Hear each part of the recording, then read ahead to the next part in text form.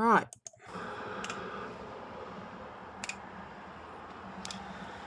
So I'll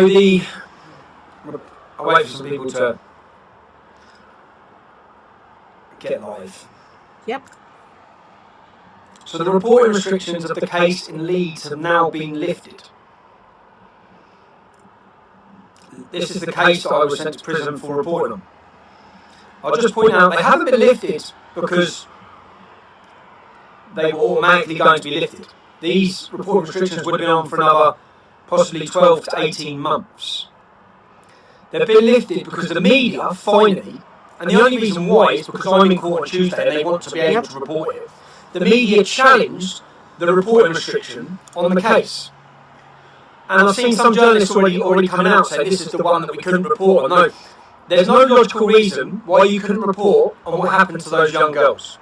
There is a logical reason why you couldn't report on the verdicts, because that could prejudice the next group who were facing trial. I didn't report on the verdicts. I knew the verdicts. Stating the case, that does not cause any prejudice. Now, this is the breaking news from this case. The breaking news from this case, it was on Friday afternoon when Judge Marson automatically sent me to prison. He allowed the 10 men, who have all now been found guilty, who are all now serving, I think, 220 years, he allowed those 10 men to go home. He had heard a full trial of evidence from 15 children that said the horrific and torturous crimes these men committed against them. Judge Marson let those men go home. One of those men, Sajid Hussain, packed his suitcase and is currently in Pakistan, sentenced to 17 years in his absence. So, we've all seen it. The judge, after hearing evidence against these 10 men, after seeing that there was not one witness, not one statement, but 15 children gave statements, the judge made the decision that these men posed no risk to the British public and were not a flight risk. But one of them's gone. One of them has escaped justice.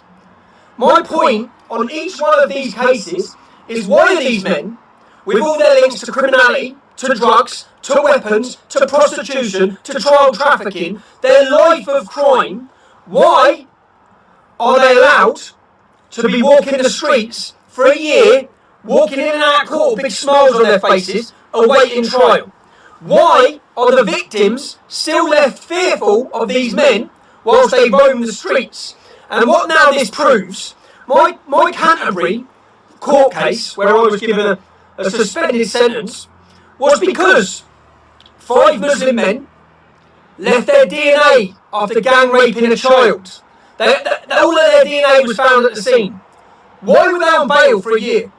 Why were they still running the same chicken shop, still having close contact with children?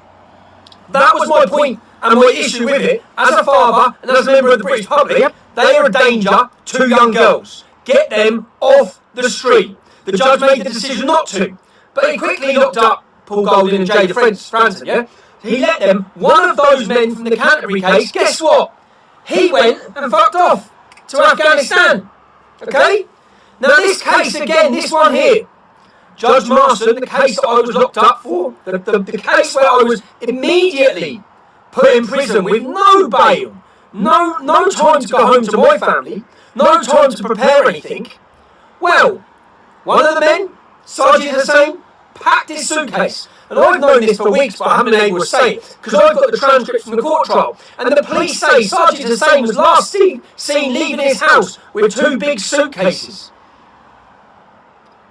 He's been convicted of 17 years in prison, and he has escaped justice. Yep. But turn the table. They acted like I was the danger. Everyone acted like it. The press, the media, the establishment, the judge. I was the problem. I was the danger that I needed taken off the street. Meanwhile, all these men have been convicted. They have all been convicted of raping 11-year-old children upwards, 15 young girls. That's 15 that come forward. They have been convicted, and now the media are saying, see, this is why, all acting like they've done a great job, this is why we didn't report it. Now, you didn't even challenge the restriction. You've only challenged the restriction now, and I bet my life that there will be no future case that has such a blanket reporting restriction in that way. Because I hope that the media will challenge it, or people will challenge it. Because why were the public, for the last year, not allowed to be told the ins and outs and the crimes of this case? Why couldn't it be publicised? Why not? Yep. Why not?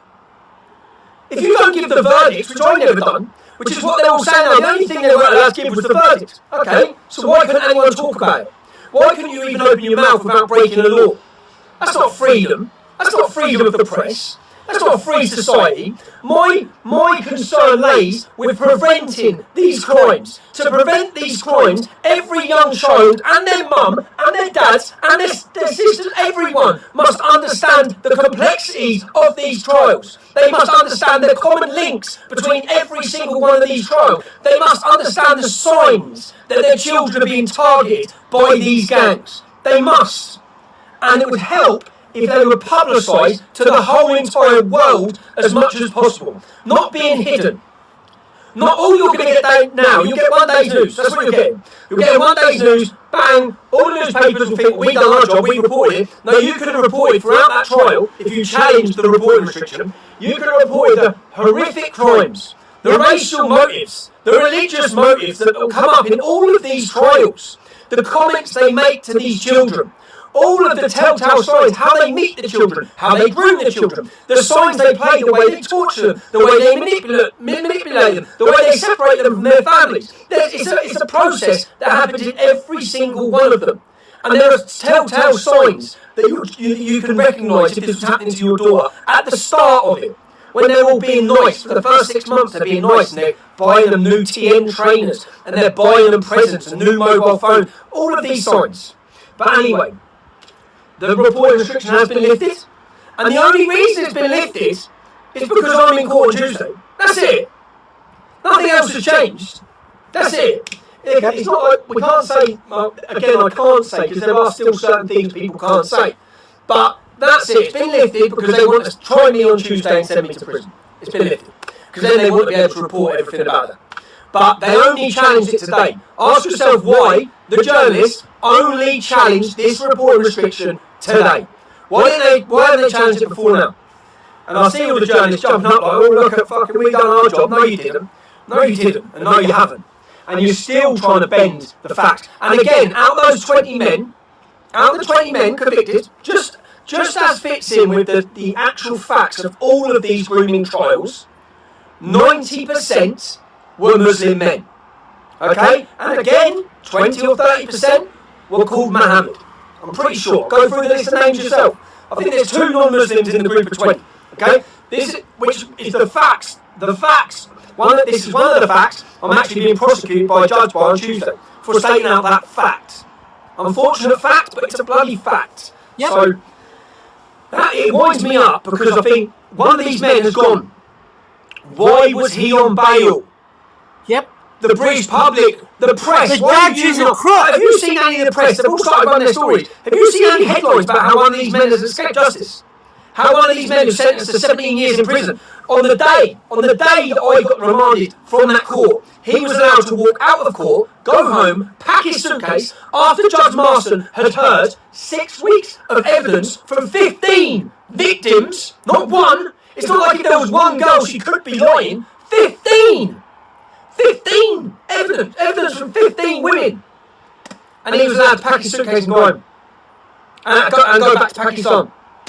Yeah, Pakistan. That's what I call it. I hate Islam. That's my point entirely. My point on all of this has been the protection of the British public and the protection of young girls. As I said outside court, one of those men who's just been sentenced to 228 years was still in contact with young English girls. With young girls anyway. He was still in contact in a business. He was still working in a business that had direct contact with school children. That's my point. So, anyway, I'm going to stop ranting because I'm going to be on a weekend away with my kids, but I've just seen it all breaking on the news, and I thought, why are none of them making a massive deal out of the fact that one of these men, they shouldn't have bail.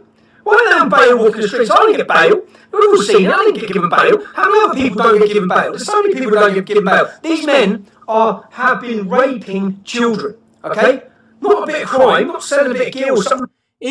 Islam is the religion of murder and rape. Absolutely sickening religion.